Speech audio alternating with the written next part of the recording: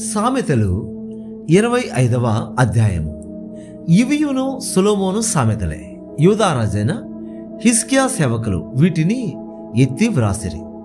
సంగతి మరుగు చేయుట దేవునికి ఘనత, సంగతి శోధించుట రాజులకు ఘనత. ఆకాశముల ఎత్తును భూమి లోతును రాజుల అభిప్రాయమును అగోచరములు.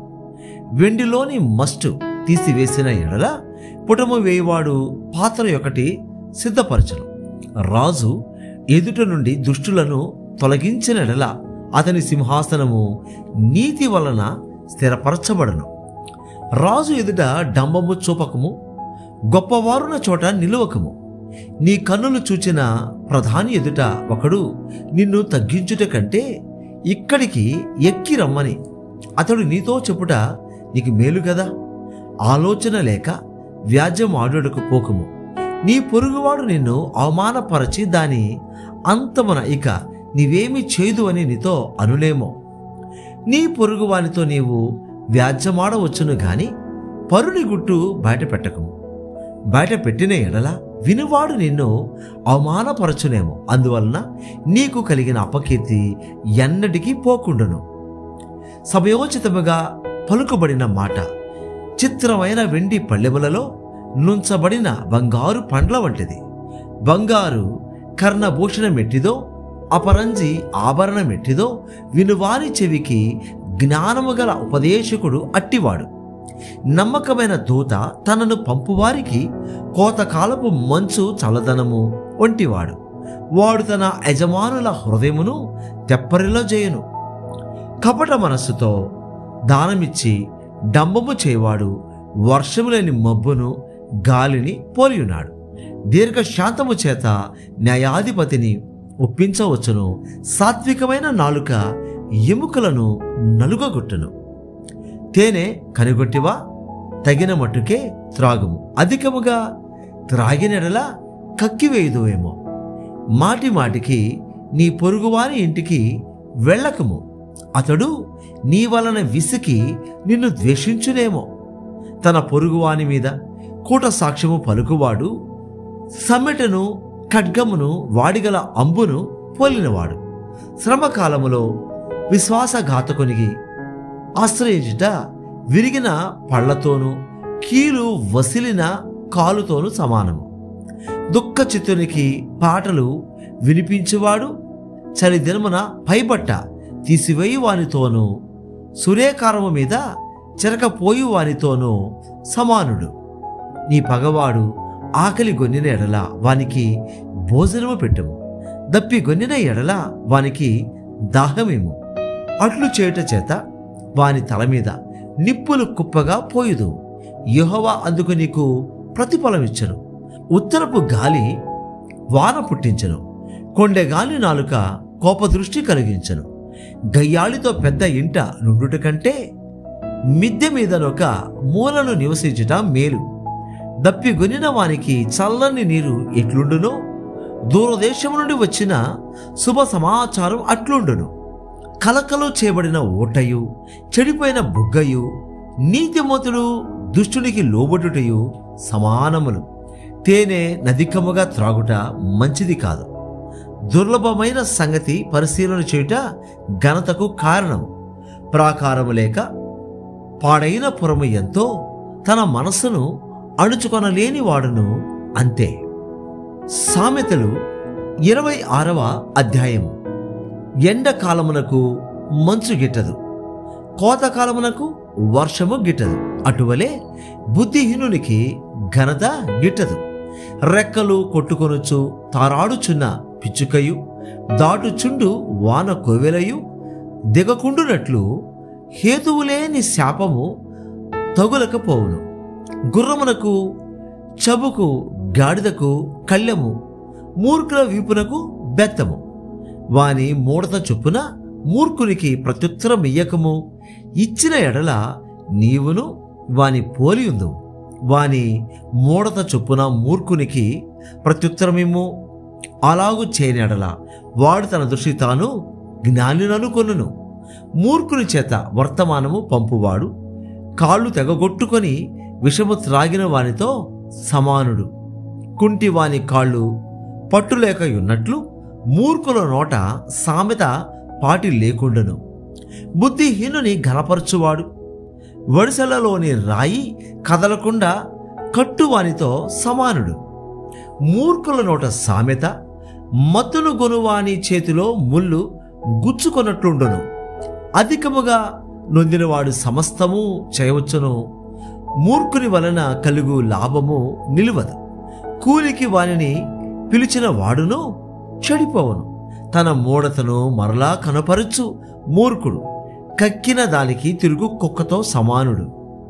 తన దృష్టికి జ్ఞాననుకొని వానిని చూచితివా? వానిని గుణపరచుట కంటే మూర్ఖుని గుణపరచుట సులువు. సోమరి దారిలో సింహమున్నదనును, వీధిలో సింహమున్నదనును. ఉతక మీద తలుపు తిరుగును, తన పడక మీద సోమరి తిరుగును. సోమరి పాత్రలో తన చెయ్యి ముంచును, నోటి యొద్దకు దాని తిరిగి ఎత్తుట కష్టమనుకొనును. హేతువులు చూపగల 7 కంటే సోమరి తన దృష్టికి తానే జ్ఞానుననుకొనును. తనకు పట్టని జగడమును బట్టి రేగువాడు దాటిపోచున్న కుక్క చెవులు పట్టుకొని వానితో సమానుడు. తెగులు, అమ్ములు, కొరవలు విసరు వెర్రివాడు. తన పొరుగువాని మోసపుచ్చి నేను నవ్వులాటకు చేసి తినని పలుకువానితో సమానుడు.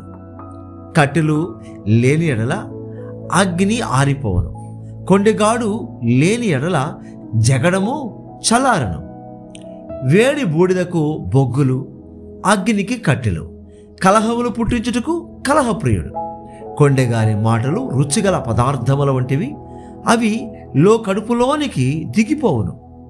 చెడు హృదయమును ప్రేమగల మాటలాడు పెదవులను కలిగి ఉండుట మంటి పెంకు మీది వెండి పొతతో సమానం.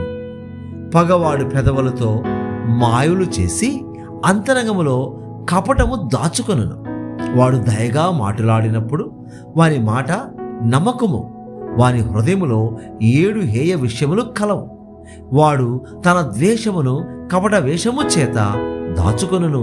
సమాజములో వాని చెడుతనము బయలుపరచబడును. గుంటను త్రవ్వువాడి దానిలో పడును, రాతిని పొర్లించు వాని మీదకి అది తిరిగి వచ్చును. అబద్ధములాడువాడు తాను నలుగుగొట్టిన వారిని ద్వేషించును.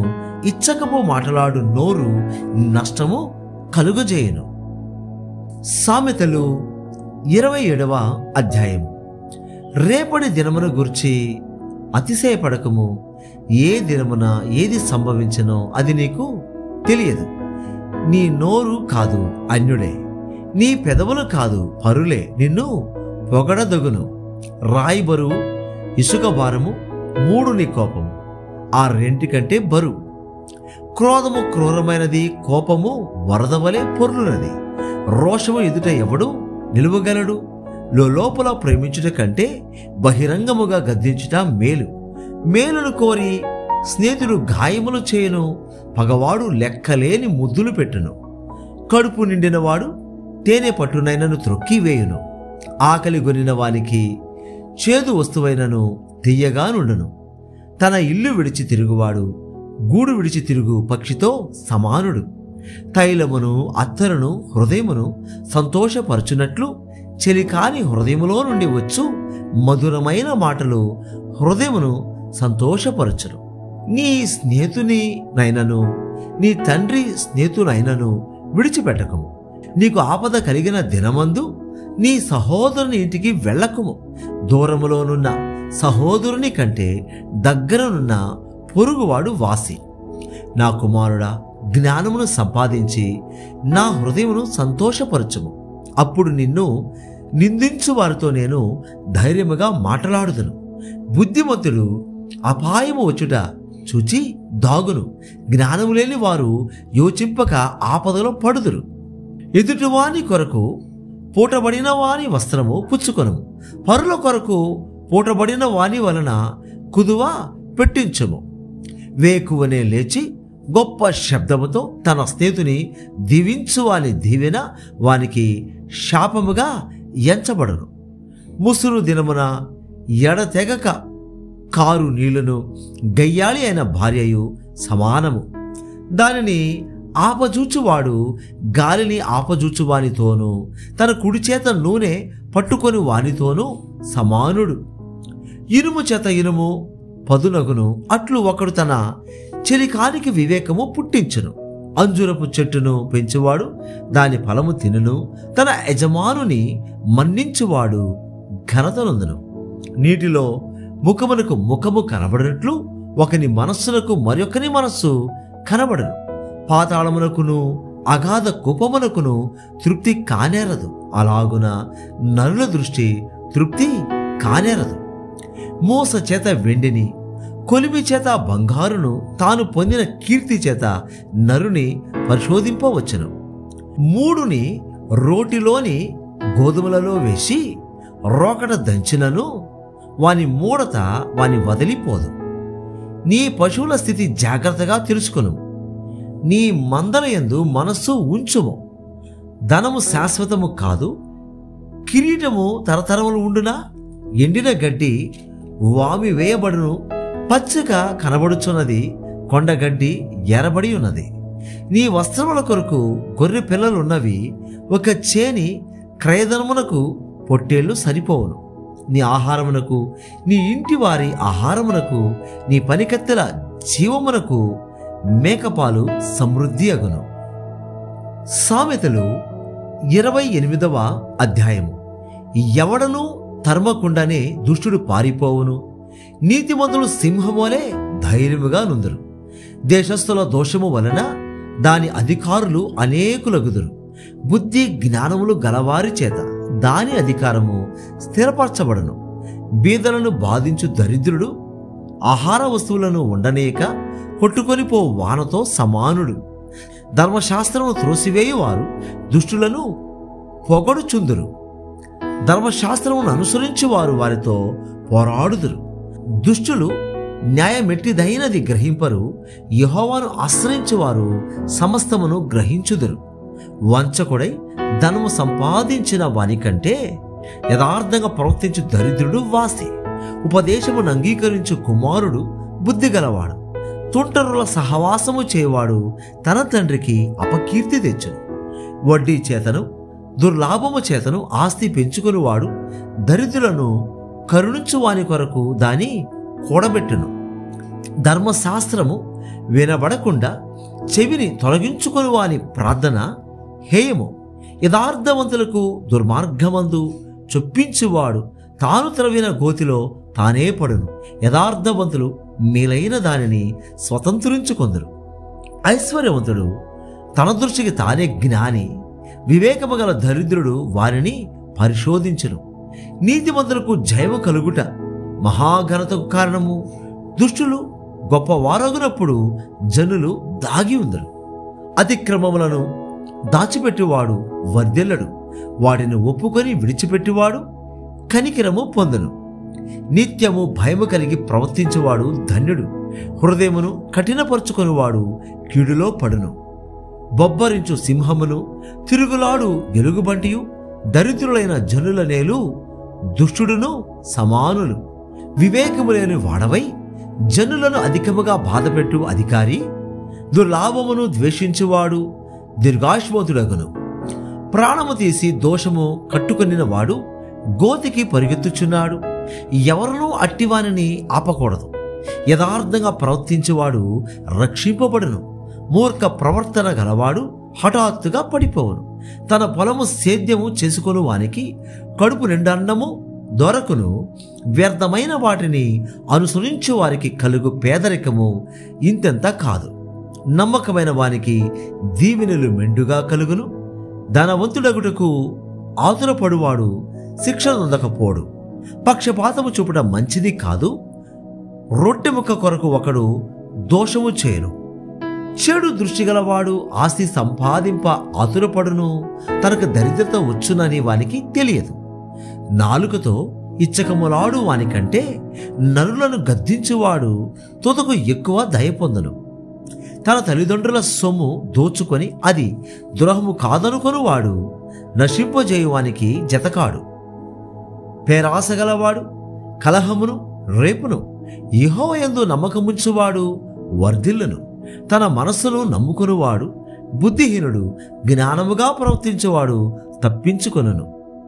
బీదలకిచ్చువానికి లేమి కలుగదు, కన్నులు మూసుకొని వానికి బహు శాపములు కలుగును.